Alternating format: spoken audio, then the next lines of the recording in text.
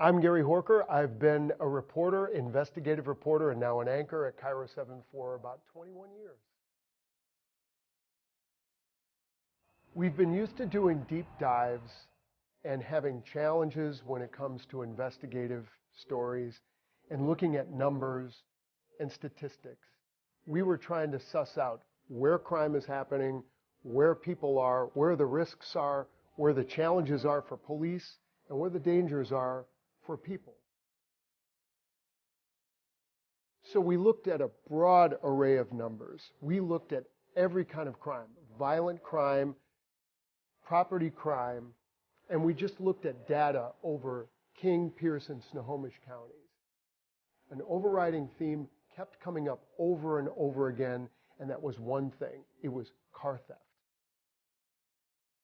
Whether it was taking cars by force, whether it was taking cars from a parking lot, whether it was just breaking into 10 cars to steal one, that was the thing that was the epidemic. It was happening everywhere and affecting more people than almost any other property crime or any other crime.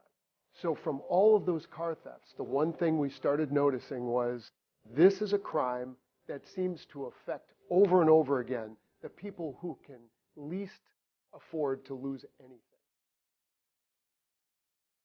I really rely on my disability to get by. I've come back to back from some major surgeries that I've been recovering from. I got back and my car was parked over there the whole time. And as I drove back, my friend who was picking me up says, "Is your window broken out?" And we drove up closer. I'm like, "Yeah, it is." But then I get in there and the steering column is totally ripped out. So the people that broke into your car both times didn't get away with anything. No. Except they left you with a massive burden. Yes, $500 deductible for insurance, plus 2 weeks worth of lost work is another $1,500, $2,000. And when you're poor like this at the bottom end, you don't recover from things like that. These are real people that are suffering real hardships when their cars are being broken into. Sometimes they're losing their income, they're losing their freedom, they're losing their way to work, they're losing the work they do. All because of what? Because somebody wanted their car.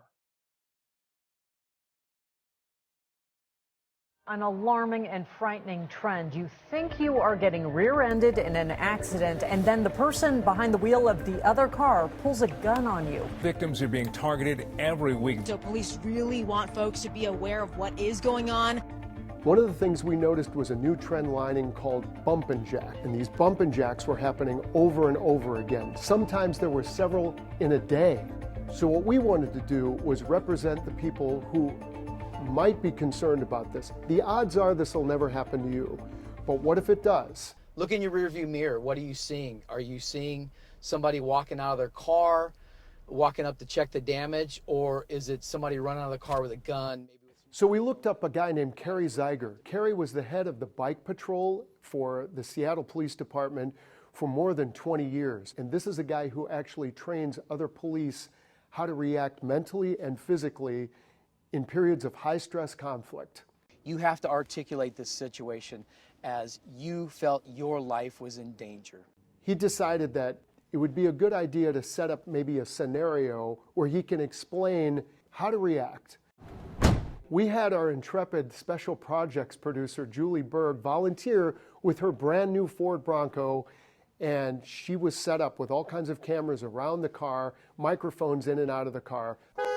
The one thing Kerry didn't tell us is that there's going to be an element of surprise here. Get out of the car right now! Get out of the car! Get out! I'm taking your car! Holy Did I do okay? You did great. And that's exactly the way I want you to react if the person gets the jump on you. Somebody rushes up, you didn't have a chance to drive away, you came out, you had your hands up. It wasn't in a surrender position. I like to teach people, keep your hands about face level. And the reason is you got your hands open, you're showing the person, I'm complying, I don't have any weapons, but you also have your hands up to protect your face and your head in case somebody would want to assault you in this situation. First of all, what he told us is there's a way to carry yourself so an armed carjacker or any kind of predator is going to look at you and then look at the person next to you because you're a harder target. So if you look weak, you're going to be a target. Confidence, confidence. Predators are looking for a particular person, male or female, doesn't matter what age. They are using their situational awareness. I guarantee it, Gary. He even went as far as to show us what to do if there's a zero-sum game and there's somebody pointing a gun at you at arm's length. It's a life and death situation. What are you going to do? Important thing is, when somebody's got a gun on you, you want to control the barrel. If I do this, it could very easily set off that gun. So I want to make sure I'm pointing it towards you. So if the gun goes off, you get it. I'm going to pull it out, and I'm ready to use this weapon on you if I need to.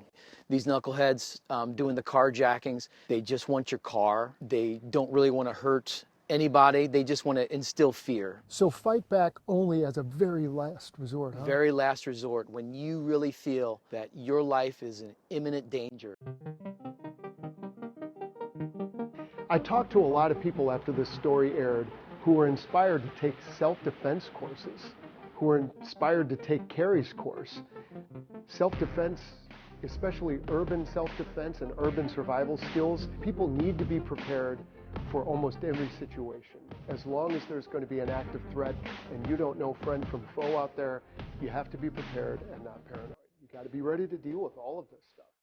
These things hopefully will never affect you, but if you want to be more knowledgeable and more prepared, go ahead and look at our investigative pieces on KIRO7.com/investigate.